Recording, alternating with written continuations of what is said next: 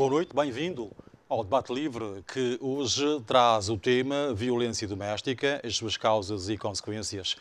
Ora, a violência doméstica é um dos problemas com que a sociedade atual se depara.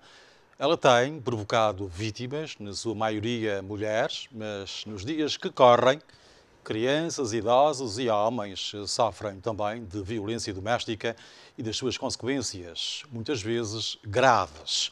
As sociedades modernas, sobretudo essas, e segundo relatos, são as que apresentam números elevados de casos e até assustadores que dizem bem da violência no lar.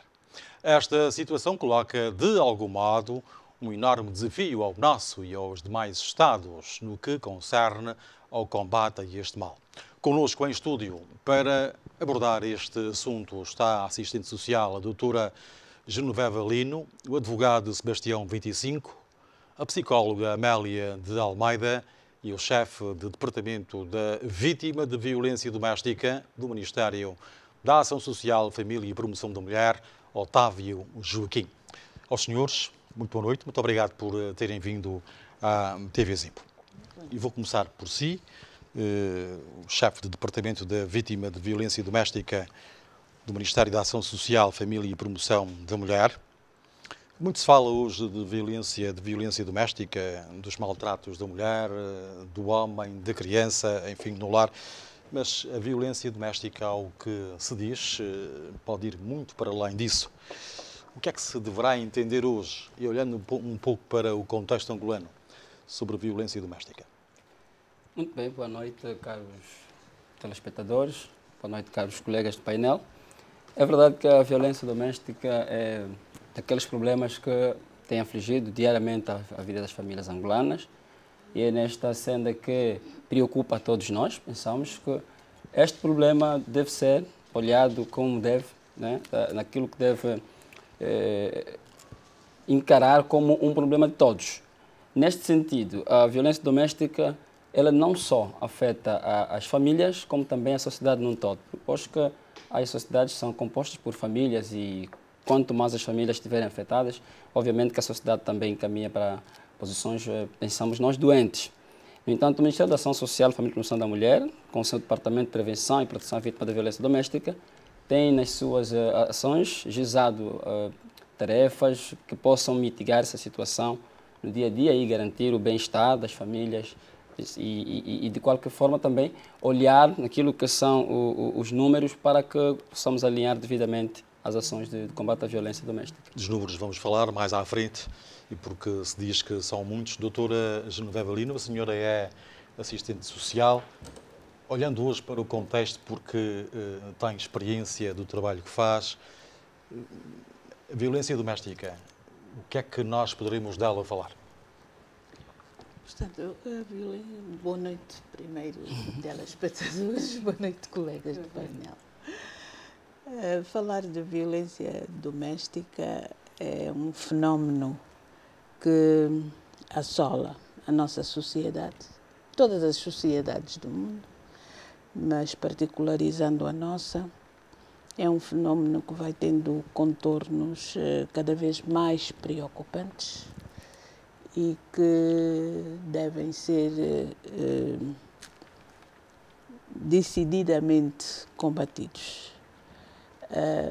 Para que possamos contextualizar a situação, há vários N motivos que produzem este fenómeno e ele se registra fundamentalmente nas famílias. Aliás, como já foi aqui dito, as famílias são as que formam a sociedade e se elas viverem em conflito permanente, violência permanente, as nossas sociedades também serão violentas. Dizer que a ousadia, quando se tratou da questão e se propôs criar a lei da violência doméstica, a lei contra a violência doméstica, foi justamente porque se começou a notar que, efetivamente, embora as mulheres sejam as mais afetadas, o maior número de vítimas são mulheres, também começava a haver mulheres também autoras de violência e que, no seio das famílias, se registavam casos de violência de pais contra filhos, mães contra filhos, crianças a serem violentadas no seio da família. E então, enquanto o mundo inteiro, e mesmo a nível das Nações Unidas e da SADC, se trabalhava na criação de leis na violência contra a mulher, nós fomos mais ousados e criamos a lei contra a violência doméstica, justamente para cautelar, para prevenir e para punir aqueles atos que surgem efetivamente na família. E dizer que o próprio legislador, na sua contribuição a esse diploma, foi mais longe, tendo ampliado o espaço de onde se registram os casos de violência, não só limitados aos lares, portanto, às nossas residências, mas ampliado a todos aqueles espaços que albergam ou que tenham maior horas, superando as da família, como creches, hospitais. Nós tivemos aqui relatos em tempos, há alguns anos, de mulheres que foram violentadas, doentes, em unidades hospitalares. Os centros de assistência e de idosos, lares de infância, todos esses espaços foram considerados também espaços onde se pratica violência doméstica. Muito obrigado, doutora Genoveva Lino. Doutora Amélia de Almeida, é psicóloga. Quando se fala de violência doméstica, estamos a falar exatamente do quê? Eu pergunto-lhe assim porque, geralmente, as pessoas entendem como violência doméstica, violência física e a violência verbal. No lar, também não é, digamos, um ponto que tem que ver com a violência doméstica? Bem, boa noite a todos e boa noite a vocês que nos acompanham lá em casa ou então por outra via, que é a via, então, mundo digital. Para falar de violência que entra no campo psicológico, eu costumo sempre dar o exemplo que uma cicatriz é visível.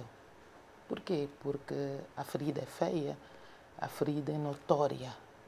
Quem olha consegue dizer como é a gravidade só pelo olhar.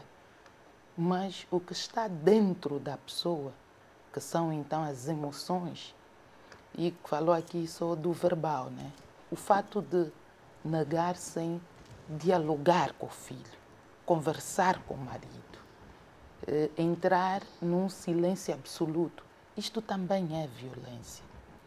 O fato de deixar com que as coisas entrem em erupção, vamos dizer, eu hoje não cozinho, porque não quero cozinhar. E deixar com que os filhos façam esta comida mal concebida e que podem advir até outras complicações no mundo. Isso também é violência.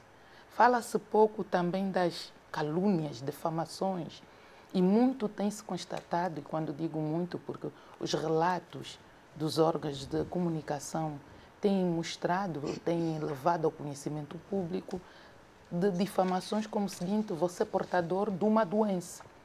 E esta pessoa vive aquele terror durante dias. E hoje vamos falar do coronavírus, que tivemos logo quando então as pessoas foram sinalizadas ou então diagnosticadas com coronavírus ou não, aquilo criou-se um impacto social de discriminação. Porque quando falamos de discriminação, nós não estamos só a falar de discriminação social, mas também estamos a falar de discriminação, olhar para a pessoa com desdém e culpabilizá-la, como aconteceu, e aquilo tornou-se viral, que ele queria provocar danos à sociedade. E não só, até hoje, ainda sentimos na nossa sociedade o desconhecimento das doenças que provocam também esta violência doméstica.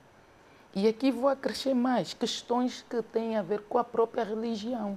Discriminação porque você é desta, porque você é daquela, e leva o indivíduo a um isolamento e a não aceitação. Então nós temos variadíssimas situações, porque o processo educacional, e só para irmos um pouco mais lá para a nossa história, nós viemos do conflito armado. E dada a altura, o anormal começou a ser visto como normal. Bate até que ele cala. Dá castigo de não dar de comer. Põe na rua. Não protege.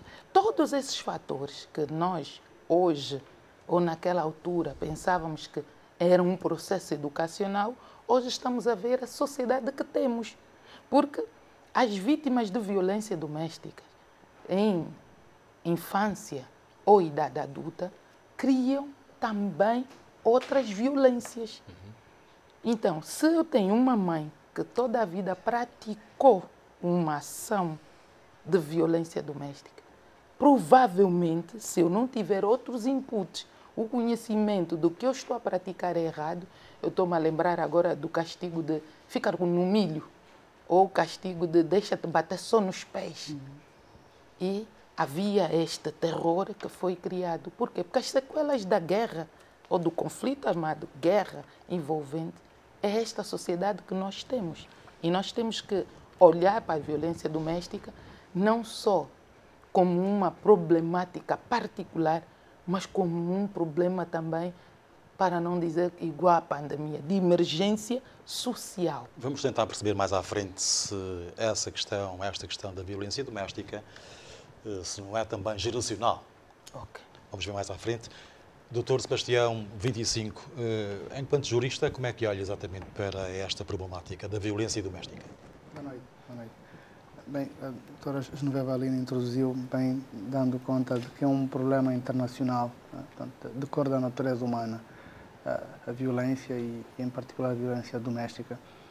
E o direito internacional começou em 1948, quando se aprovou a Declaração Universal dos Direitos Humanos, por assumir a necessidade de se promover a igualdade de direitos entre homens e mulheres.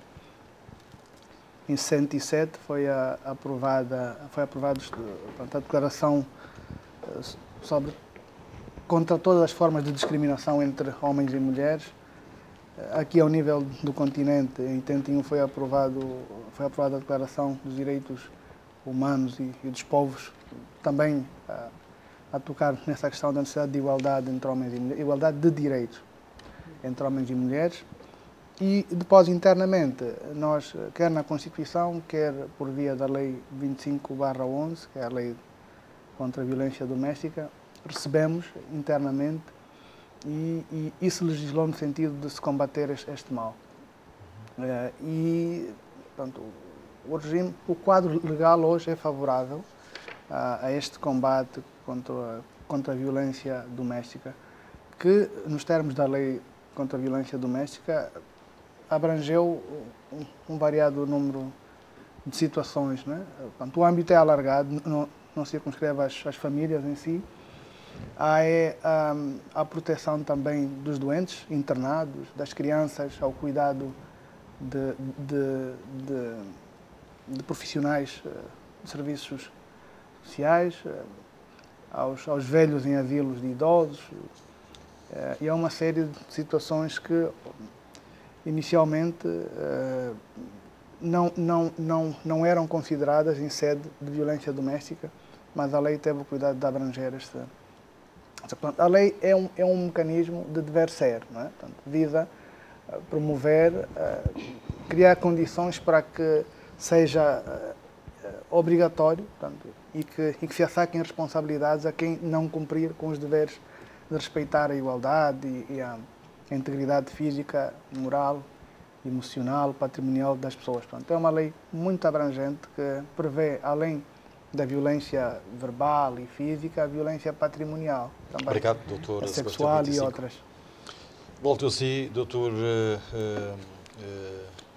Otávio Joaquim está exatamente numa área que trata destas situações, é o chefe de Departamento da Vítima de Violência Doméstica do Ministério da Ação Social. Que país é que temos hoje quando se fala de violência doméstica? É verdade que estamos diante de um problema. Como disse os colegas, na verdade é um problema já, podemos olhar como pandemia social. O país está a caminhar numa via, pensamos nós, pouco favorável, porque os relatos de violência doméstica têm aumentado de cada dia. São mais... hoje pensamos que a forma como se tem desenvolvido a violência doméstica tornou-se mais abrangente, porque antes nós podíamos apenas falar da violência contra a mulher. Hoje é comum vermos os próprios progenitores a cometerem violência contra os filhos, contra qualquer um parente. E ali olhamos a violência doméstica nesse campo de ampliação da sua intervenção e da sua abordagem, como disse muito bem o Dr. 25. Hoje a violência doméstica não é só um problema de família, é um problema de todos os espaços de convivência social. Isso depende muito daquilo que é também a relação de afinidade ou aquilo que une as partes, vamos falar do agressor, já no caso, e a vítima. Precisamos entender também que sempre que há violência doméstica, há uma relação entre a vítima e o agressor. Sobretudo no lar, não é? Não apenas sobretudo no lar, porque o campo de interpretação da violência doméstica não cinge-se apenas ao lar. Dos relatos que recebe, dos casos que recebe. Sim, os casos cingem-se principalmente no lar, é verdade. Porque há também, aqui nós precisamos reconhecer, de qualquer modo, uma certa, pensamos, falta de conhecimento por parte da comunidade, da sociedade, porque existem ainda pessoas entre nós que não entendem a violência doméstica nos domínios fora do lar, pensando ser qualquer um conflito que não se enquadra à violência doméstica. Mas olhar aqui no conceito da violência doméstica, como não só nos lares, como nas escolas, nos locais de trabalho, ou seja, todos os espaços de convivência social entre os seres, qualquer ato que lese o direito e a integridade do outro, nestes espaços, configura-se como violência doméstica. Tem alguma estatística que nos leva a perceber um pouco como é que os casos em Angola têm aumentado nos últimos tempos? Algo leve, pelo menos. Pois, se olharmos para os dados de 2020, mais recente, teríamos a olhar mais ou menos ali uma coisa como 3.000 e tal casos registrados no Centro de Aconselhamento Familiar de violência doméstica. E já no mesmo período, 2020 também, contra a criança, ou seja, nós temos o serviço, a linha 15015, que é a linha de denúncia da violência contra a criança. Nesta linha fomos registrados ano passado, no ano 2020 concretamente, cerca de 135.000 denúncias de violência. E destes, só para ter a mínima noção, 51 é virada contra a criança. Ali, olhar que a violência, quando... 51% é isso? Desculpa? 51%? Não, 51 mil casos. 51 mil casos. Sim, denúncia, foram viradas à violência contra a criança. Isso dá para ver o quão a sociedade está cada vez mais perigosa e doente, porque são dados, na verdade, assustadores, complexos e que chamam a atenção, de alguma maneira, a necessidade de se olhar com dever de se combater este mal no seio da família, porque é muita criança, sim, que a gente tem consciência disso, que é muita criança a passar por violência mesmo no seio da família. E eu vou acrescer aos dados que nos traz. Aqui, assim, na nossa portaria, todos os dias chegam pelo menos 5 casos de violência doméstica, que são casos que vêm ser denunciados ao programa Fala Angola e que são aqui registados. 5 casos por dia, ora bem, pode-se fazer a conta depois por semana e depois por mês, quantos casos é que sou aqui na TV Zimbo, chegam, portanto, aqui à nossa portaria. Doutora Amélia de Almeida, pode-se falar um bocadinho daquilo que são as causas, a origem de toda esta situação? Nós estamos a falar de fatores que originam, digamos assim, a violência doméstica, do ponto de vista da psicologia. Isto é aquelas chaves, como eu digo, para abrir a porta, leva um pensar. E o pensar nos remete a olharmos o consumo excessivo de álcool, que é uma prática que quase tornou-se visível, porque temos ainda a venda de álcool em qualquer esquina. Vamos falar também, aqui apontado outro fator, a crença em que eu estou a fazer bem em dar esta decisão ao meu filho, em meter gindungo, levar para essas receitas. Há um sério de fatores que envolvem também a própria cultura, o próprio meio em si, porque há determinadas zonas em que a violência doméstica é encarada com normalidade. E também não vamos esquecer que este tempo, e não só os outros tempos, o desemprego também é uma das causas que tem levado concisamente a estes fatores, porque as queixas que nós temos estado a acompanhar é mais por alimentação, não tem alimentação, comeu a minha comida, mexeu no que não devia. Fuga à paternidade. A maternidade. Ou a maternidade, sim, também já começam a apontar o próprio abandono. E se a gente parar hoje, estamos a ter crianças mais na rua e os adultos nunca estão sob vigia, mas estão escondidos em algum lado. Temos essas situações desse trabalho infantil. Então, são várias situações que concorrem para a própria violência psicológica. Porque o fato de eu ter um filho que está em casa e estar a dizer diariamente que ele é um inútil, não faz nada, só estou assim nessa desgraça porque o teu pai abandonou-me, porque você estragou a minha vida, estou a criar esse despertar. E vamos acompanhar depois, então, hoje o nome que está muito na moda é o bullying, que nos últimos anos tem sido muito falado, pouco explicado e acompanhado por todos e qualquer um pratica. O fato de eu ir para a escola ou no trabalho e não ser aceite e criarem rumores, e temos estado a ouvir concisamente testemunhos de pessoas em instituições, tanto públicas ou privadas, o fato de ir para a escola mal vestido, com odores, tudo isso parece que é uma coisa leve. Mas quem vive este abandono sem proteção, por isso é que nós falamos muito da negligência, porque é uma violência. Não há acompanhamento, não há pensar, vou deixar, eles vão cozinhar, porque ela já tem 7 anos, consegue cozinhar para os irmãos. Quantas situações de incêndio temos? Queimaduras, crianças, idosos, deixar a própria fralda, o merecer dela, a própria sorte, assaduras. Então, porque tudo que me cria dor física vai me criar psicológica. E há o adverso, porque dentro da psicologia nós temos as doenças psicossomáticas, que é a soma de um resultado do meio que vai despoletar no meu corpo uma outra patologia. Desde a diabetes, desde o cancro, desde a tensão, hiperatenção arterial. Então nós temos um mundo que está já visível. Por quê? Porque estudos já são feitos, somos seres humanos tanto de norte a sul do continente e somos a fasquia. Agora, como estamos a lidar, aí começa a nossa situação. Obrigado. Doutora Genoveva Lino, queria... Em sede de causas, faça favor. Era importante sublinhar aqui, uma das principais, pelo que sublinhou, é a pobreza. Muita pobreza é uma causa, é uma fonte de problemas ao nível das famílias e ao nível dos locais que estão elencados na lei como sendo lugares de cuidado, né? As escolas, os hospitais, os asilos para idosos e tudo mais. Mas há um outro extremo, há 2 extremos aqui, há a pobreza e há também a riqueza.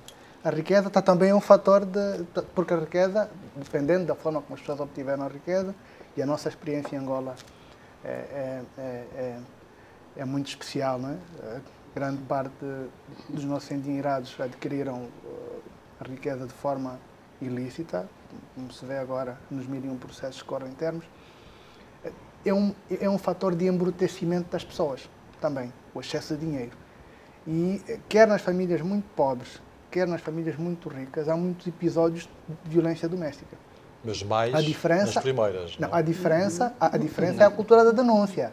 Certo. Portanto, é a fragilidade e uma espécie de inconsequência. Não é? Quem é pobre, quer dizer, não tem muito a perder. Denuncia, porque foi vítima, e quer que se faça justiça.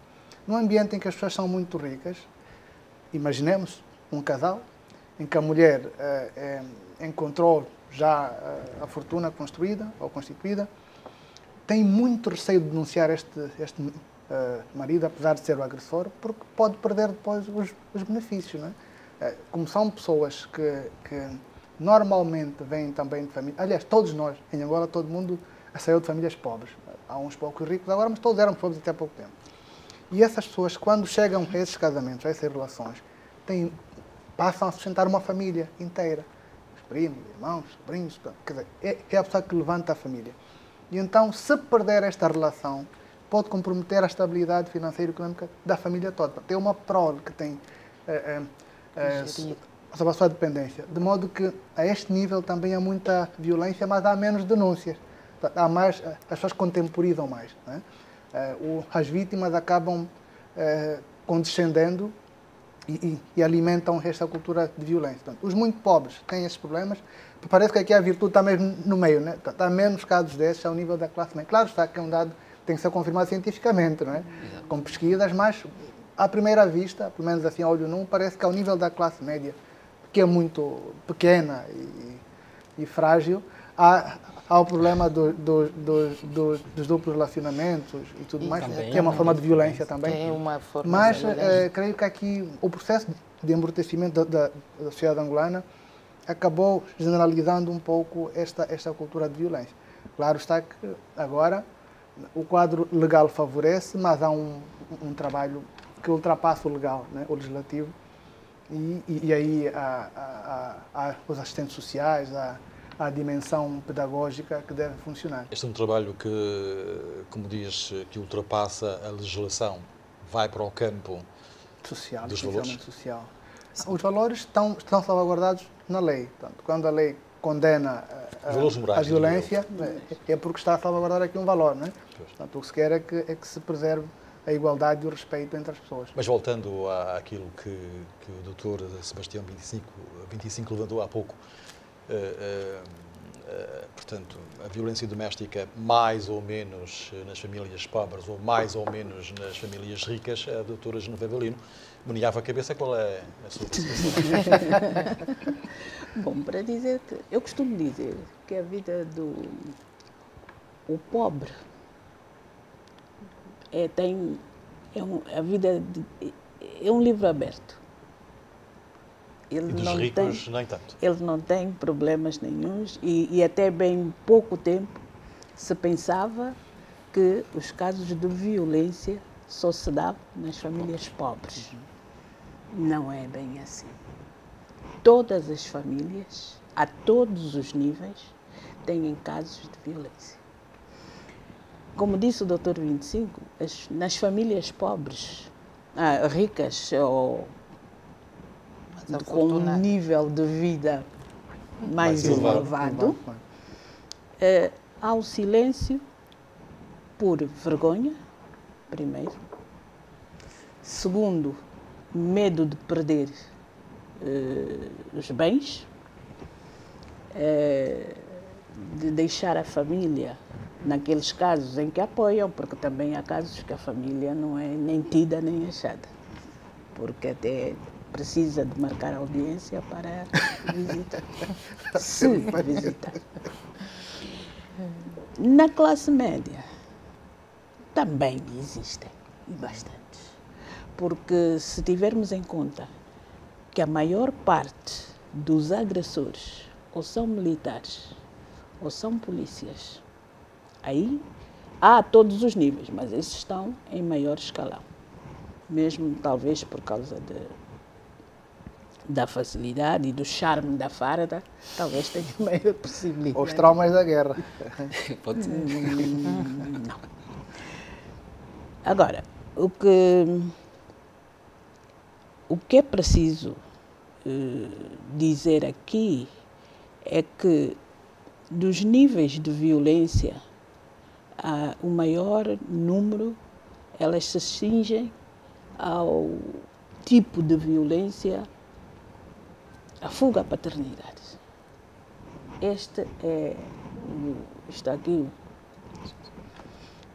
Que não havendo técnico violência, digamos, pelo menos física, em física. princípio, mas há, portanto, depois este afastamento de quem de direito, que deveria dar o nome, enfim. Ou E porquê? ao filho. Porquê? Nós sabemos que a escola, a igreja, o local de trabalho, partido político, associação, um grupo, a entidade estatal, etc., os departamentos ministeriais, eles são agentes de reforço da socialização do indivíduo. E o grande problema é que quando o que é que as nossas empresas, os nossos locais de espaços de serviço querem? Querem produzir, querem rentabilidade e dinheiro imediato. Não importa quem seja o indivíduo que lá está, não se preocupam, inclusive, com os problemas que os seus funcionários tenham. Portanto, eu não sei bem se o privado também aplica esta medida, esta política, mas todo funcionário do Estado tem direito a um subsídio, a um abono de família. Portanto, pode ser pouquinho, mas tem. E esse abono de família é dirigido principalmente para os filhos. Por isso é que andam todos atrás das cédulas dos filhos. Pois. Portanto, ela até pode ser 1000 kwanzas, 500 kwanzas, mas é do filho. Mas ele recebe esse dinheiro e nem esses 500 kwanzas para comprar meio quilo de fuba e pelo menos 3 pães para a criança comer. Ele dá. Não dá.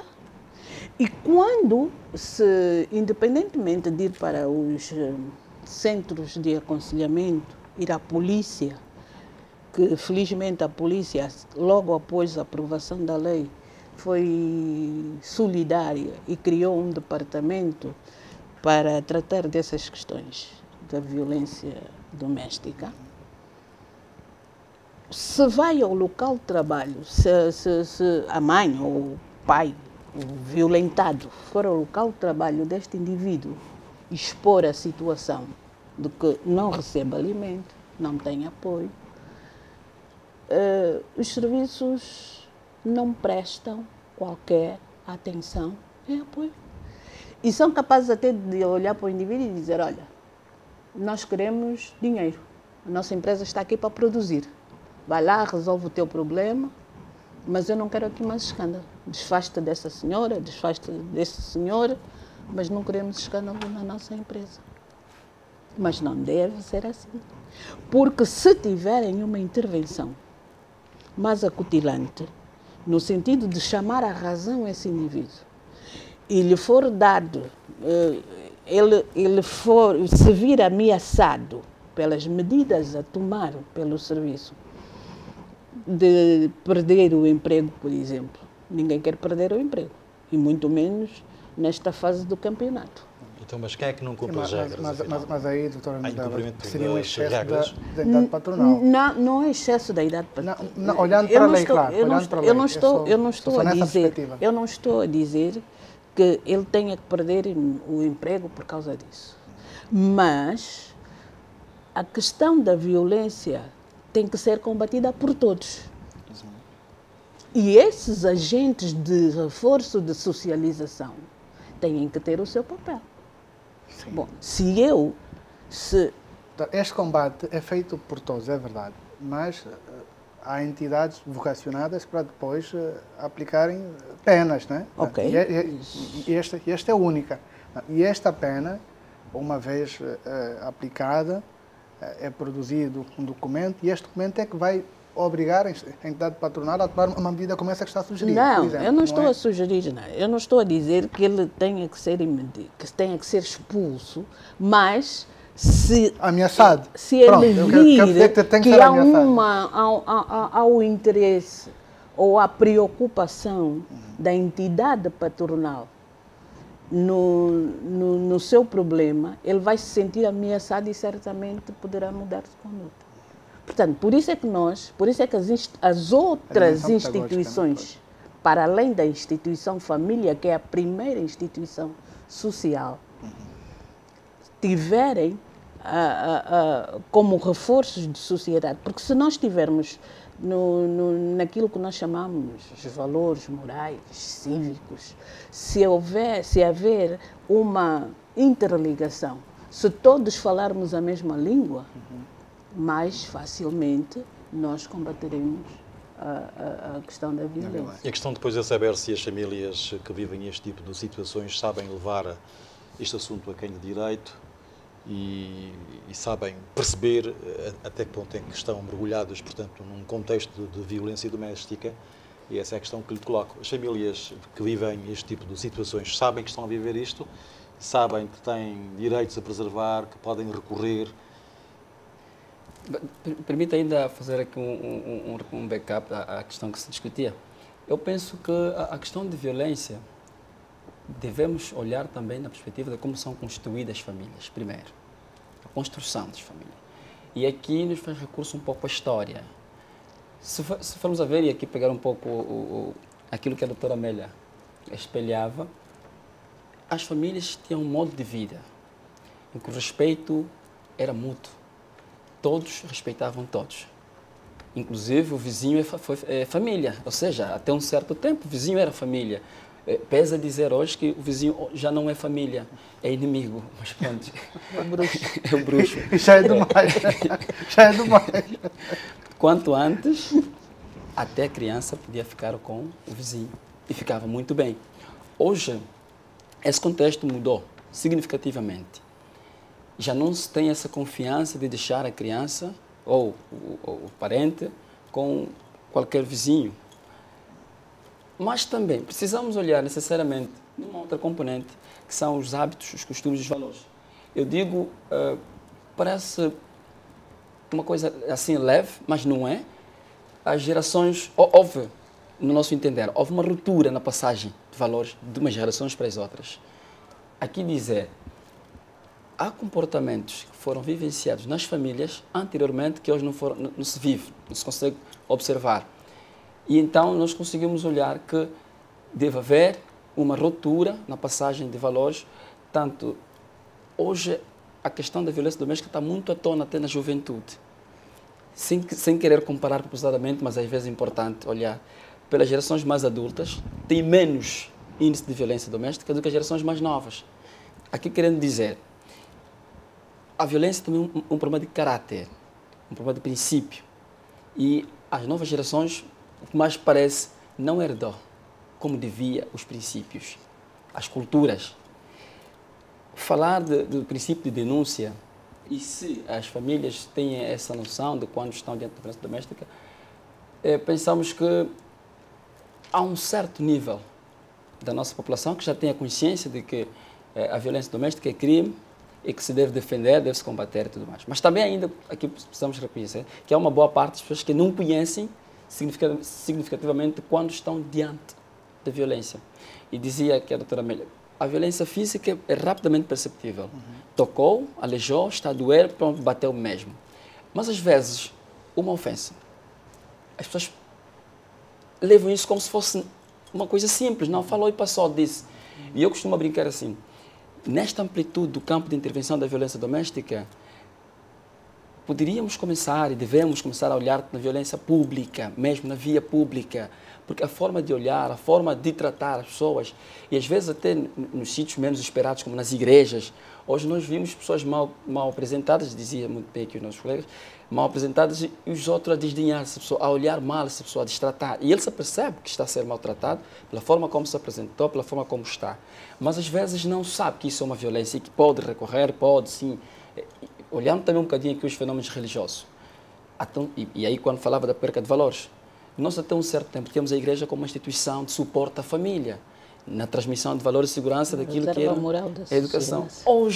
Hoje, infelizmente, e como disse muito bem, a TV Zimbo é daqueles, aquele programa que também pensamos nós ser um porta-voz, né, da violência, porque as famílias dirigem-se aí para denunciar. E temos vindo a assistir episódios de igrejas mergulhados nos crimes de violência doméstica. Pronto. Aqui para dizer que há muitos crimes que passam despercebidos, na verdade, por falta de informação da parte da vítima, em muitos casos. E é preciso, sim, que se trabalhe nessa componente de maior, pensamos nós, instrução para a compreensão daquilo que é efetivamente violência doméstica e quando é que estou diante de uma violação daquilo que são os meus direitos também. Mais à frente, o Dr. Otávio Joaquim vai nos dizer, então, o que é que o seu Ministério da Ação Social, Família e Promoção da Mulher tem feito para que esta situação que se vive e que é grave no país, conforme o que aqui foi dito, faz para que se possa desencorajar os que fazem, os que praticam a violência doméstica. Vamos para um breve intervalo.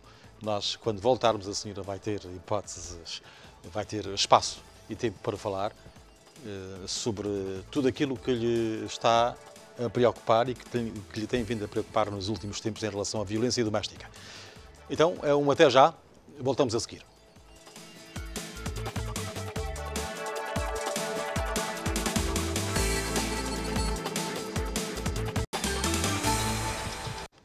Votos renovados de muito boa noite. Voltamos aqui à conversa. Estamos a falar aqui na TV Zimbo sobre a violência doméstica, as suas causas e consequências. E estamos a falar com o Sebastião 25, a psicóloga Amélia de Almeida, o Dr. Otávio Joaquim é do Ministério da Ação Social, Família e Promoção da Mulher e a doutora Genoveva Lino, que é a Lino, não é a governadora. É a assistente social. Por tudo aquilo que já ouvimos aqui dos senhores, tudo nos leva à questão família, o núcleo base da sociedade, e assim passo a palavra agora para lhe perguntar se a família, as famílias que nós temos aqui no nosso país, Angola, muitas delas estão num estado, digamos, menos bom e que propicia esta situação cada vez maior da violência doméstica. É verdade. Eu dizia há bocado em off que nós temos famílias que se constituíram sem qualquer referência. Portanto, estou-me a referir àquelas crianças que durante este período longo de guerra que o país viveu, acabaram ficando sozinhas. Se nos recordarmos do episódio de famílias que vieram da parte sul à procura de paz e que vieram a pé, inclusive, muitas mães, muitos pais ficaram ao meio do caminho e as crianças vieram com outras pessoas e que depois acabaram sendo soltas. Nós sabemos que os nossos campos de deslocados não foram suficientemente bem tratada a questão do desfazamento, da desconcentração dos centros e que as pessoas foram saindo. Umas foram arranjando um furo aqui, outro furo ali, emprego aqui, emprego ali. E então, essas crianças que estavam sem família, que ficaram sem os pais, acabaram ficando na rua, perdidas da sua própria sorte. Foram-se fazendo algumas tentativas, alguns centros foram surgindo e acabaram fechando e não tiveram a capacidade suficiente para continuar a tê-las. E essas crianças cresceram, hoje são os homens. E naturalmente, como é natural mesmo, acabaram formando família, sem qualquer referência. Ele não sabe o que é família. Ele sabe que está a crescer, tem uma mulher, tem filhos, ou tem marido, faz os filhos. Este é um elemento. Este é um elemento. Mas, sabe, a história das nossas famílias angolanas, conheceu dois grandes fatores que ajudaram a abalar aqui os pilares, né? Um é a guerra. Foi um fator que destruiu, não é? Mas logo a seguir à guerra veio a corrupção, que se generalizou de tal forma que se cristalizou, não é? E a corrupção passou a ser um grande inimigo das famílias, porque difundiu desvalores que foram absorvidos. As pessoas em casa aprendem uma coisa e quando vão para a rua veem que quem não cumpre acaba sendo premiado.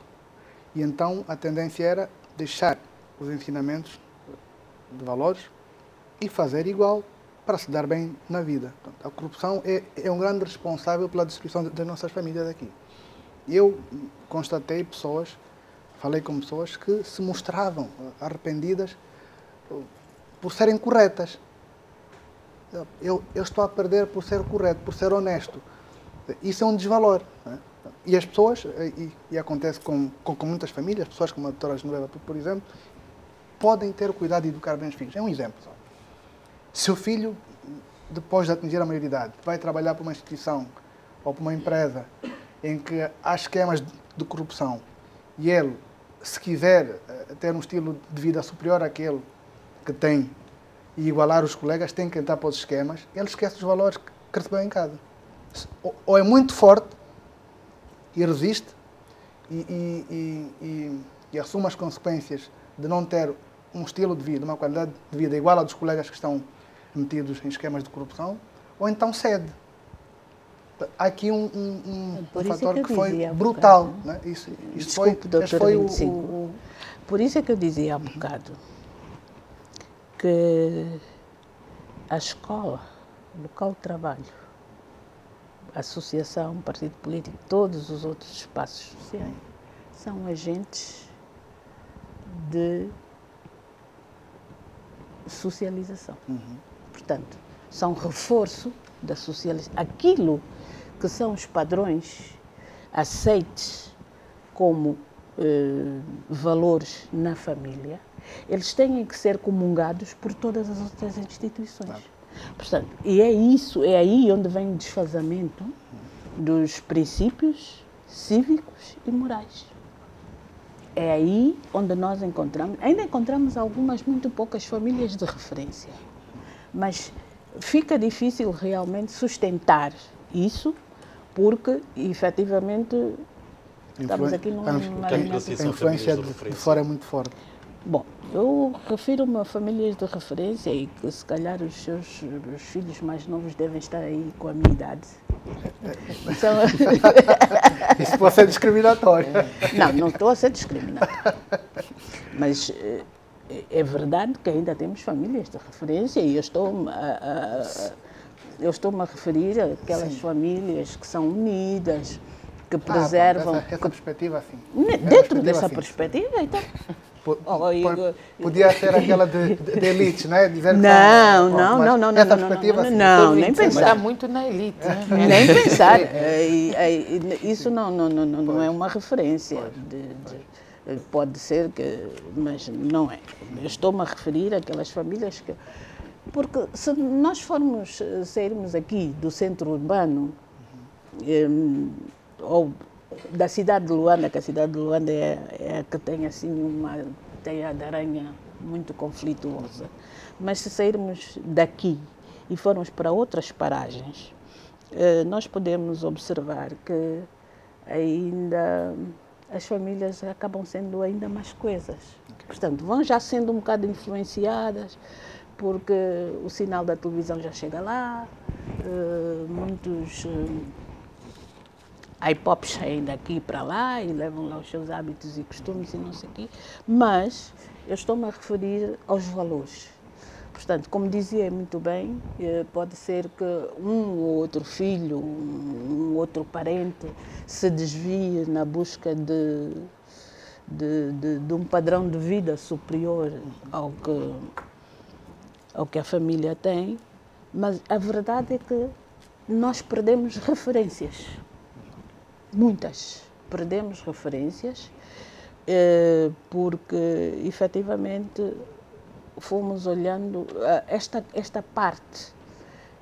Nós defendemos que quando se começou a reconstruir o país depois da guerra, portanto, atingida a paz em 2002, este processo de construção devia ser... A construção não podia ser só estrutural, portanto, material, mas reconstruir as mentes é fundamental. Porque o que forma a igreja não é aquela estrutura bonita, mas são as pessoas. Porque se não haver pessoas, nenhuma instituição é instituição. Ela pode estar feita, pode ter lá o letreiro, pode ser um letreiro luminoso e etc. Mas quem forma? A gente vai dizer, bom, nós vimos sempre, a Zimbo diz número. Por quê? Porque tem pessoas com valor, ou cria valor dentro da sua instituição. Ok? Então, é isso um pouco, ou muito, que se perderam nas famílias. Deixa-me agora ouvir também Só para fazer ênfase essa questão da perca dos valores. E é verdade que quando se fala de família, eu particularmente gosto de fazer história. Gosto de aqui olhar os tempos, e a doutora Genoveva foi muito objetiva quando o doutor 25 pensou que estava a menosprezar a nossa geração, mas não é por ali. Não, é verdade que perdeu-se sim referências, mas também fazemos questão de observar que a boa juventude também, estamos aqui. Né? Essa perca de referência, eu olho um pouco, e como disse no princípio, na forma como as famílias, e quando falo famílias, é a constituição mesmo de marido e mulher, foram feitas durante os tempos. Se bem me recordo, houve um período, e um pouco antes ainda, na época da doutora Genoveva, eu não estive, mas a história e a literatura nos diz que os lares eram feitos, até construídos pelos pais. Observavam-se já quem seria a esposa, quem seria o esposo da minha filha e do meu filho. E tinha um acompanhamento. Tanto os filhos não poderiam andar a seu belo prazer e sair quando quisessem, como quisessem, e porque foi a casa do namorado fazer, não fez. Hoje, os lares são feitos num já está. Um já está, encontrou-se na festa. Já está. Já está.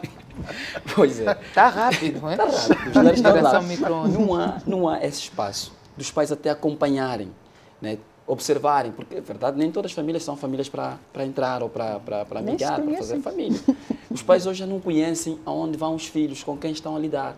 E isso, claro, que compromete de qualquer forma a convivência destes lares, destas famílias, e que, se olharmos mesmo ainda na questão da fuga à paternidade, da responsabilidade paternal, a geração anterior tem poucos relatos que as relações mais novas, porque não foram treinados, como disse bem o doutor 25, não foram treinados para lidar com família, suportar filhos, suportar estresse, suportar situações desagradáveis na família, porque existe, e nessa questão das situações desagradáveis, está também o desafio da globalidade. Hoje, a globalização nos leva a um desafio muito grande de trabalho, a ter que responder horas e horas de trabalho longe dos filhos, e depois ter que passar a trânsito. Acho que a doutora Amélia depois me dar um suporte nisso, né? Passar por trânsito e chegar em casa, às vezes, as pessoas não querem mais ver o filho a pular de um lado para o outro, irritam-se e pronto.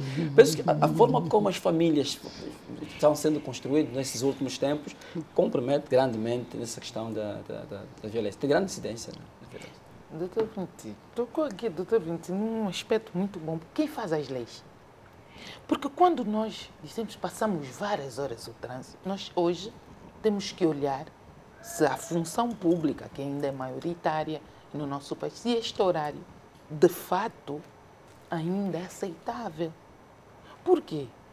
Porque se eu pedir a alguém para sair, e eu, neste tempo, abri o chuva às 1000, e para estar às 8 horas, e vive num dos Zangos, e para estar na Baixa, essa pessoa acorda a que horas?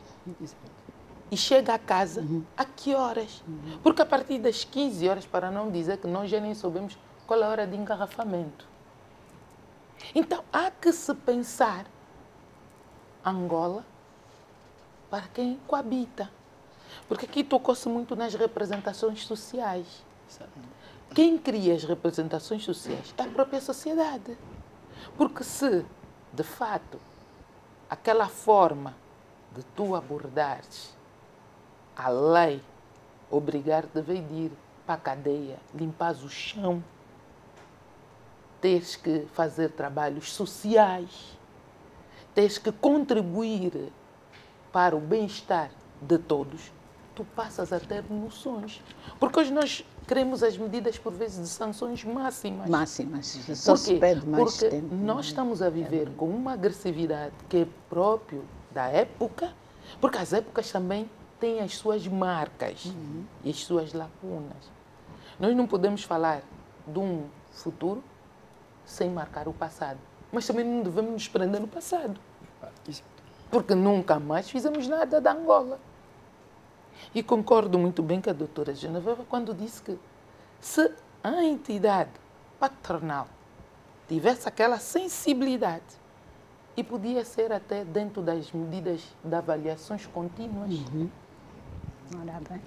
como é que você vai assumir um cargo só por ter o conhecimento didático e o conhecimento humano?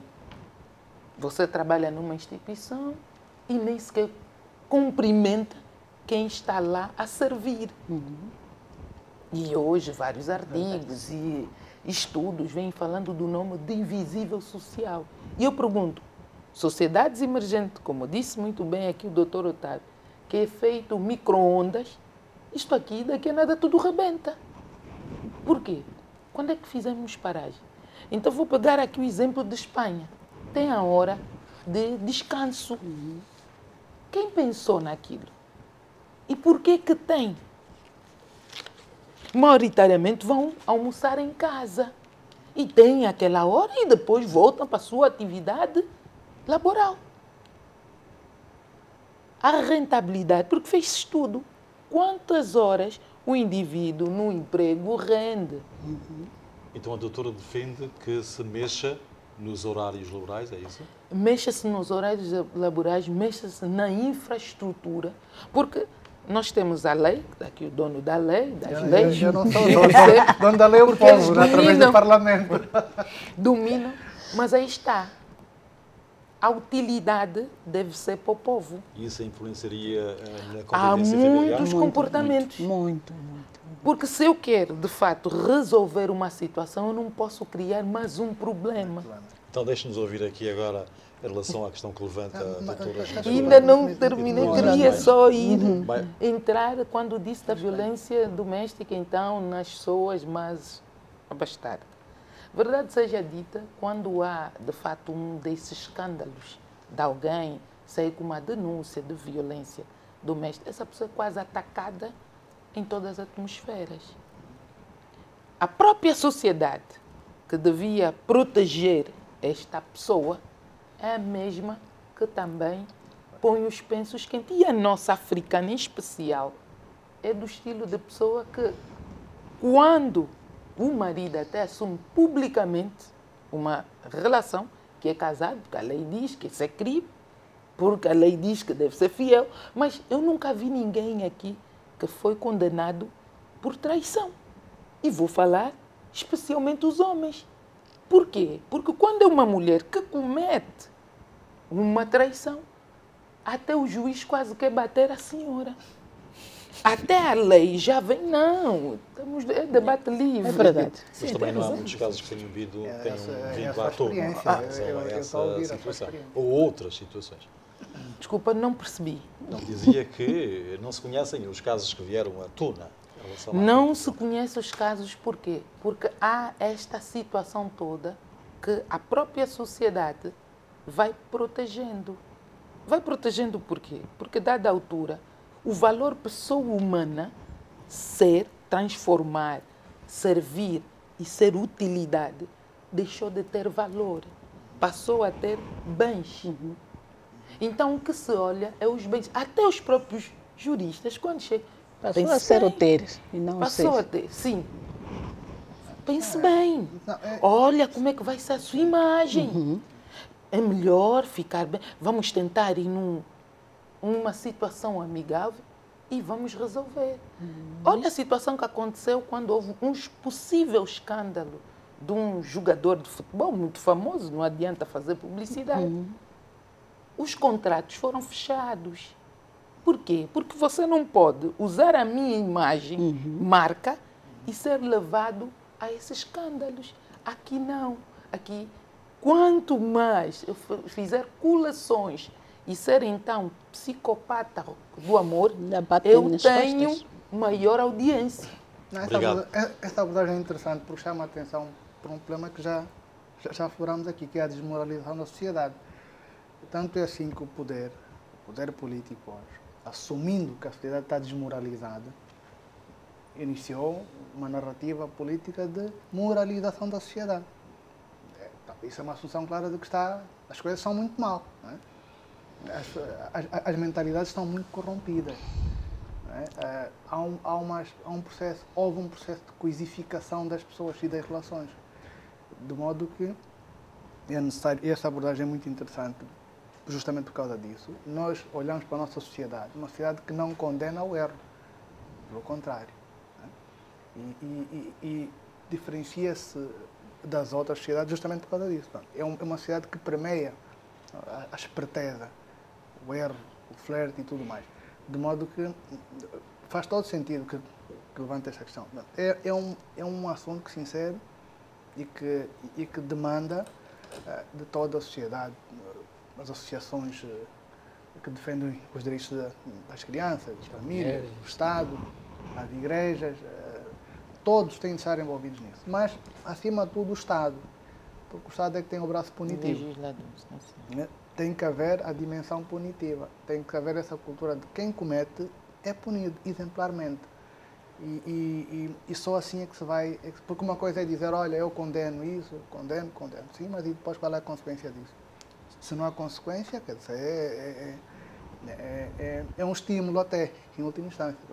Levantar a questão da necessidade de se alterar a legislação sobre horários de trabalho. É uma abordagem que hoje está a ser levada muito a sério em alguns países. Deu o exemplo aqui de um país e há outros ao nível da Europa que estão preocupados. E da América Latina também. Da América Latina, preocupadas em promover tempo de qualidade entre os trabalhadores e as famílias. Faz todo sentido porque então, são estes momentos de convivência muito necessários para se passarem os valores, né? As conversas, a convivência permite que se transmitam valores. Vamos ouvir também aqui. Nós para além de discutirmos, se levantar a discussão sobre os horários de trabalho, precisamos também de organizar melhor as coisas. Porque, por exemplo, eu vivo no Zango 5 e tenho que sair do Zango 5 para vir trabalhar na Mutamba. E se calhar até sou funcionária do guichê único ou de um posto de identificação que mais próximo, ou mesmo no Zango 5 também tem. Então, e por que eu que estou no Zango 5, trabalho na Mutamba, não vou, se me mudei para o Zango 5, vou para o posto do Zango 5 e se calhar o meu colega que está no Zango 5, que mora por essas paragens, vir para aqui. Portanto, precisamos de ordenar isso. Por outro lado, precisamos também de melhor organizar o setor transporte. É outro problema.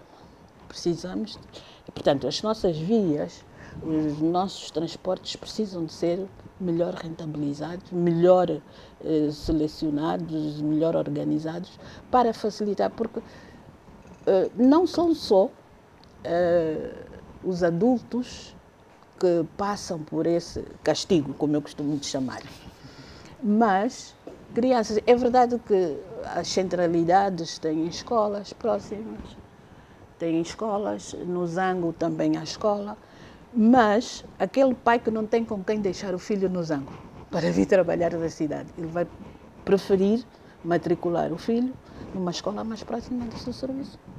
E esta criança, independentemente da idade que tenha, tem que se levantar também às 4, às 3 da manhã para poder chegar cedo à cidade.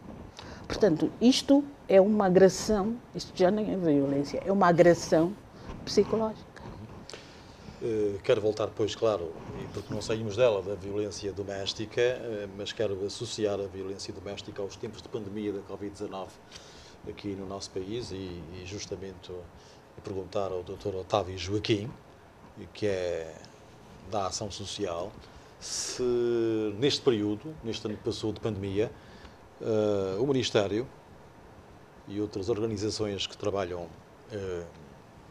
no combate à violência doméstica, se receberam, digamos, um acréscimo de casos, se receberam mais relatos e que tipo de relatos receberam por causa da Covid-19?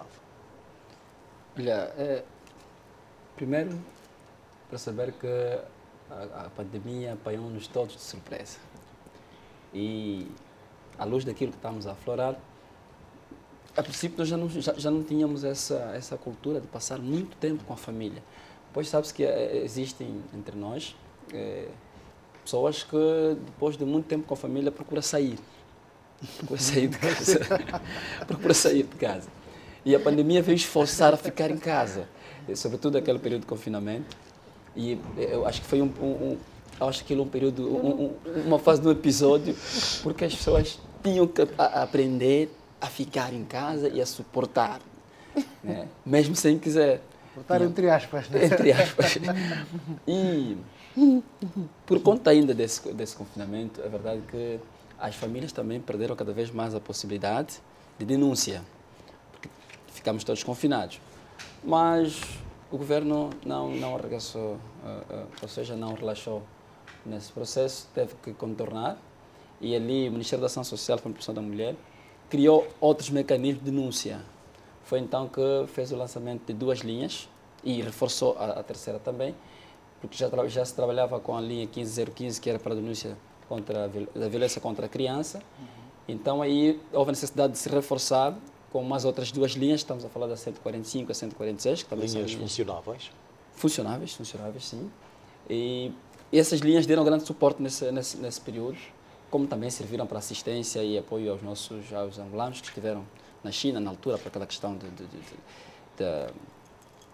estresse, né, em tempos de Covid, a ansiedade de vir para o país, de estar próximo à família.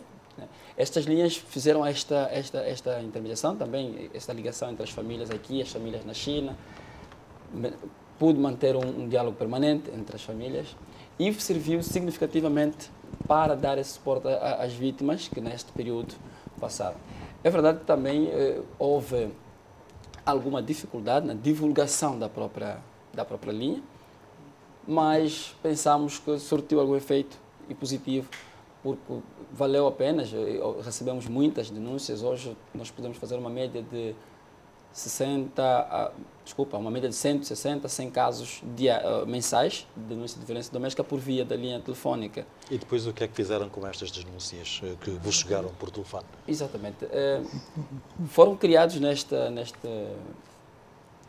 para estas linhas de denúncia sistemas de atendimento e de referenciamento. Sobre atendimento, naqueles casos de violência doméstica, poderia-se, a princípio, receber um aconselhamento, orientação por via telefónica. Podia-se também, por via destas linhas, referenciar que a vítima sairia de casa objetivamente já sabendo que vou para o sítio X, porque foi orientado, que lá ele vem e encontra o especialista dentro das medidas de biossegurança para aferir melhor a situação e dar devido tratamento. Obviamente que é um período que se trabalhou muito com a polícia, porque as famílias, ao não poder sair com facilidade, movimentar-se com facilidade, mas a viver a situação de violência doméstica e com necessidade de ser acudido, tínhamos, em muitas circunstâncias, a ter que ativar a polícia para ir atrás dessas situações. E com este apoio psicológico, através da linha e com a intervenção da polícia, conseguimos dar resposta a uma série de casos e que hoje, já com essa pequena abertura da circulação entre as pessoas, muitos desses casos continuam em processo, continuam em tratamento, quer a nível do centro de aconselhamento, porque muitos deles também deram violência psicológica, e quer também a nível dos órgãos de competência de justiça, estamos a falar, por exemplo, da própria polícia, dos tribunais.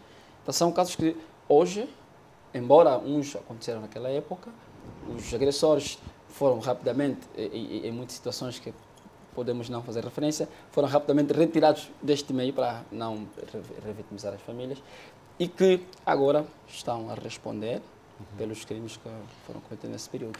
Antes do intervalo que vamos fazer, já daqui a pouco, ouvir só a doutora Amélia para nos falar um pouco da violência doméstica em tempos de confinamento. É, digamos, propiciado o momento para a violência doméstica, o confinamento, as famílias quase que hermeticamente fechadas? E como aqui foi muito bem dito pelo Dr. Otávio, de fato o parar e a incerteza gerou o stress. O stress, o que é? É uma forma de não encontrar ou mecanismos para lidar com uma situação. Sempre que eu estou diante de uma situação que o meu cérebro não tem na memória, ele tem que manifestar. Dependentemente do aparelho educacional que eu recebi e, dependentemente da gravidade da situação, o meu corpo, mente, reage a uma situação com agressividade ou não, mas o que foi registrado a nível de pandemia foi, então, primeiro, o stress, gerou incerteza, medo, ataques de pânico, que já são síndromes que envolvem não só as fobias, o medo excessivo de que vou morrer, ele apanhou também vai morrer, tenho o que fazer, e hoje vemos um monte de pessoas com manias, que é toda hora a mania da limpeza, desinfetar, e pronto. Isto tudo envolve o quê? Um problema mental. Porque o indivíduo que estava habituado, e como disse aqui o Dr. Otávio, a uma rotina e foi obrigado a fazer uma paragem. Imagina alguém que vai numa grande velocidade e puxa-o de mão. Uns capotam, outros conseguem então fazer uma manobra, outros avariam o carro. Então, vamos entender isso no lado emocional. Houve sim, e até agora, e os estudos já indicam que devemos nos preparar para as sequelas. Por quê? Porque já andamos nisso há um ano, verdade seja dita. E para o nosso povo, que etnicamente é mais, vamos dizer, relacional, nós gostamos do toque, nós gostamos do abraço, gostamos dos beijinhos e até para nós é obrigatório. Então, você não dá beijo na tua tia. E hoje fica, então, isto também vai mexer com a estrutura. Repara quando disse muito bem o doutor, que de fato está a ter esse acompanhamento psicológico. Os próprios profissionais vão precisar desse acompanhamento. As famílias, então vai-se precisar da sociedade para voltarmos ao novo normal. E isso parece que é uma coisa leve, mas cedo ou tarde nós vamos sentir essa consequência. E como disse muito bem a nossa anfitriã daqui da mesa, é preciso olharmos com seriedade para nos preparar o que há de vem. Porque o que está a acontecer no outro lado vai acontecer aqui. E claro, já temos todos os fatores que contribuem, a violência doméstica vai ficar na escala alta. Muito bem, muito obrigado. Vamos para mais um intervalo neste debate livre que está a tratar sobre a violência doméstica, causas e consequências. Nós voltamos a seguir. Até já.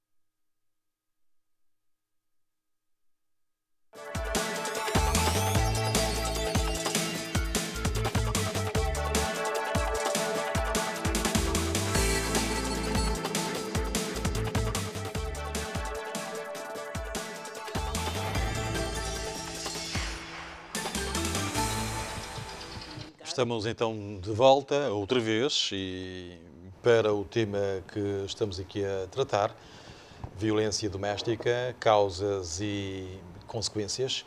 Há pouco falávamos da violência doméstica no confinamento. Foi-nos dito aqui pelo Dr. Otávio Joaquim que o Ministério da Ação Social, Família e Promoção da Mulher recebeu várias denúncias, um acréscimo, na verdade, de número de denúncias nesta fase. E ouvimos também que tem a sua razão de ser do porquê que nesta fase se recebeu tantas chamadas e tantas denúncias de casos de violência doméstica, afinal, no lar, devido ao confinamento. A palavra para o Dr. Sebastião 25. O Dr. Otávio sublinhou o acréscimo do número de casos, a doutora Almeida deu nota aqui sobre a dimensão psicológica disto. A verdade é que este aumento do número de casos, claro está, se ao nível do MASFAMO, que é o nome do vosso Ministério, da dimensão do Ministério, o número subiu, este número ainda assim não reflete necessariamente o real, porque há muitos casos que não chegam a essa fase, né, da denúncia. Mas vão uns diretamente à polícia, ao SIC, procuram a ordem dos advogados para terem acesso à assistência judiciária. Portanto, há várias formas das pessoas manifestarem a sua preocupação. O número de casos é avassalador comparando com a capacidade de resposta, de investigação e de resposta que o Estado tem, né? Até porque é uma cidade com muitas pessoas e com muitos problemas sociais. Isso fez com que os advogados também tivessem mais trabalho, a esse nível, claro, proporcionalmente ao crescimento. Né? Mas, Dr. Sebastião 25, numa sociedade que agora até está em confinamento por força da pandemia da Covid-19 e que tem índices tão altos de violência doméstica, como já aqui acabamos de ouvir, não era de se ouvir falar em muitos casos em tribunal, em muitos julgamentos, em muitos criminosos e criminosas, mas não se ouve falar. Há uma dimensão que ultrapassa a vontade das pessoas. As pessoas podem participar, e participam efetivamente, denunciam situações, mas temos que convir que os tribunais, o SIC, o MASFAMO, além daqueles casos diferentes destes de violência, têm outros. Né? Portanto, há um número muito grande de processos que os tribunais têm, por exemplo, e não têm capacidade de resposta também. Eu estive a falar com um juiz há dias que disse que só para este ano tem 5.000 processos. Para ele, sozinho, decidir. É impossível ele tratar 5.000 processos no ano, no ano civil. Impossível, porque depois tens fim de semana, não é? Tens feriados. É impossível, humanamente é impossível. De modo que há uma imensidão de processos que não vão ter resposta. Claro, sabe que tem que se pensar noutros mecanismos, julgados de paz, outras instâncias para julgarem essas causas menores, para aliviarem-se aqui os tribunais. Né? Mas isto é um exercício que tem de ser feito pelos poderes e enquanto isso não ocorrer, vamos assistir a este cenário de incapacidade das instituições de darem resposta à brutalidade de processos que surgem todos os dias. Doutora Genoveva Lino, a legislação atual acompanha aquilo que é nesta altura esta problemática da violência doméstica? Se ela funcionasse, daria algum resultado, mas não está a funcionar. Por que é que não funciona, do seu ponto de vista? Não funciona porque ainda, infelizmente, são homens na polícia, maioritariamente a tratar desses assuntos. Embora a polícia tenha um departamento criado para tratamento das questões de violência doméstica, ainda, infelizmente, se manda regressar a vítima de violência para resolver o problema na família. Ainda... A família depois recebe a vítima e diz, não, tens que continuar no teu lar. Sim. Se neste lar há violência doméstica que é praticada pelo outro cônjuge, o marido, no caso. E às vezes ainda cria mais violência. Porque a família, em vez de dialogar, de perceber que se está a passar, aconselhar e dar um tratamento mais pedagógico ao assunto, também parte para a agressão. Você bateu a minha filha, então venham os manos, dê-lhe também uma porrada. As penalizações não são atuantes, ou são, de acordo com aquilo que é a lei contra a violência doméstica? Este elemento é importante. O facto, vamos lá ver, há uma história que os meus velhos contam, que alguém ficou lesado pelo porco e foi se queixar ao javali. Né? Uhum.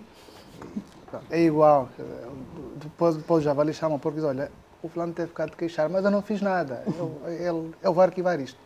Há muitos casos desses em que pessoas com problemas familiares estão em posição de instruir um processo dessa natureza e se revêem no agressor, né? Porque ele faz igual. E então é muito difícil conseguirem fechar esses processos para chegarem à fase judicial, serem julgados e aplicar-se uma pena. Muito difícil. Há muita solidariedade. Bem, isso é uma expressão, se calhar, descontextualizada. Há muita cumplicidade. Mas as condenações haviam de ajudar a desincentivar a quem pratica a violência doméstica. Mas para chegar àquela fase há um procedimento. Eu gostava que fizesse aqui referência, havendo dados em concreto, quantos casos que são participados acabam em tribunal. Imagino que sejam uma percentagem muito abaixo daquilo que são os processos que se iniciam. E esta morosidade processual, estes arquivamentos oficiosos de processo acabam alimentando a ideia de que a impunidade está aí. Né? E então as pessoas que cometem esses crimes não se sentem inibidas de continuar. Depois há a dimensão cultural, esta das pessoas terem que ouvir a família, não tomam decisões próprias, né? Têm que reunir o conselho de família, ouvir os mais velhos, repensar e voltar para o lado. Quando a lei protege essas pessoas, quando a lei diz que se você é vítima, está protegida, não tem que voltar a morar com a pessoa que lhe agrediu. E tem direito à assistência psicológica grátis. Portanto, é o que a lei diz. É uma lei bonita. Não, é só para dizer, um bocado, desculpe, doutor 25, eu ia dizer um bocado, porque que na tipologia dos tipos de violência, entre a sexual, a patrimonial, a psicológica, a verbal ficou estampada. Porque quando defendíamos, na discussão da lei com o legislador, quando defendíamos que nos casos extremos o violador, e como maioritariamente o violador é o homem, devia ser retirado do espaço da família e ser tratado, ter um acompanhamento multissetorial. Eles entenderam que estávamos a penalizar os homens. Portanto, vocês querem nos tirar de casa, querem tirar os homens de casa. Portanto, porque assumiam a culpa de serem os mais violentos. E então houve uns legisladores homens que disseram, espera lá, vamos lhes apanhar.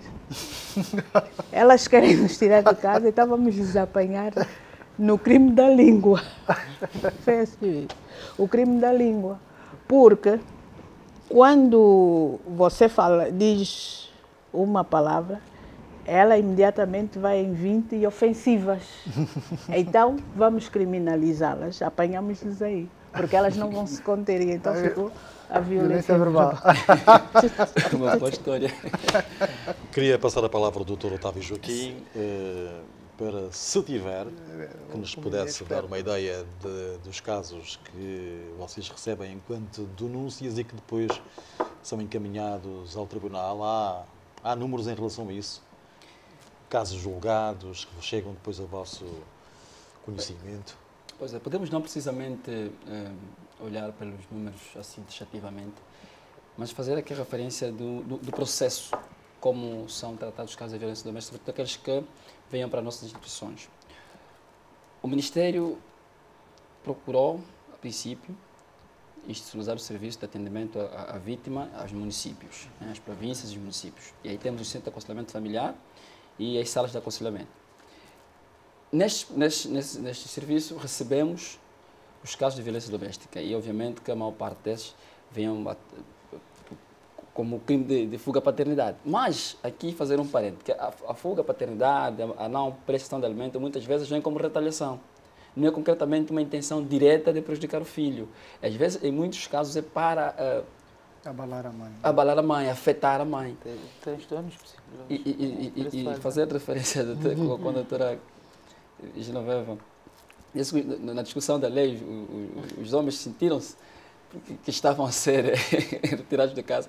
É verdade, porque as mulheres também sentiram a mesma proporção. Porque depois a sociedade passou numa fase a pensar que a lei era só para punir os homens, quando a lei pune quem comete, independentemente do sexo, do género. No entanto, os casos que vinham para o Centro de Aconselhamento Familiar são tratados, e aqui fazer referência à doutora Genoveva, teve a capacidade de olhar pelos tipos de violência doméstica. Existem violências que não admitem, digamos, nem recua do processo, porque nós temos denúncias que depois as famílias veem, não, já estamos entendidos. Existem violências como o abuso sexual, não é para mediação, não é para conversa, é para responsabilização direta. E nesses casos, quando o centro recebe abuso sexual, agressão física diretamente, é rapidamente encaminhado à polícia ao tribunal. Quando são aqueles casos de não prestação de alimento, não porque são menos relevantes, mas porque ainda é pacífico de diálogo, de mediação. O papel do centro ali é lucidar as famílias naquilo que são as suas responsabilidades. Porque muitas vezes, e como dissemos aqui no princípio, a não prestação de alimento não vem propositadamente para a criança, vem às vezes para fazer retaliação. E é necessário que as pessoas tenham que aprender que, independentemente do clima que se vive com o parceiro, as crianças não podem ser o campo de batalha, não podem ser elas a pagarem. Então, há este caminho com os tribunais, de que há casos que vão diretamente e há aqueles casos que nós ainda, a nível do centro, mediamos e encontramos, na verdade, bons portos. Só para fazer menção, uma boa prática é que estamos a nível dos tribunais da Estrada de Família, tentar aqui encontrar um denominador comum, é que no Centro de Aconselhamento Familiar, depois de uma mediação e depois de haver o entendimento de outras partes, também assina-se um termo de compromisso. O agressor compromete-se a não voltar a cometer o mesmo tipo de violência e, da mesma maneira, também compromete-se a cumprir com aquilo que não estava a cumprir. Então, é este caminho que o Centro de Aconselhamento tem feito com os tribunais. E há casos, penso, e de acordo com o que já foi dito aqui, dada a demanda, do número de casos que existem, os tribunais não conseguem dar vazão aos muitos processos, haverá pessoas que, portanto, não veem o problema resolvido. Vamos depois saber quais são as consequências disso com a doutora Amélia.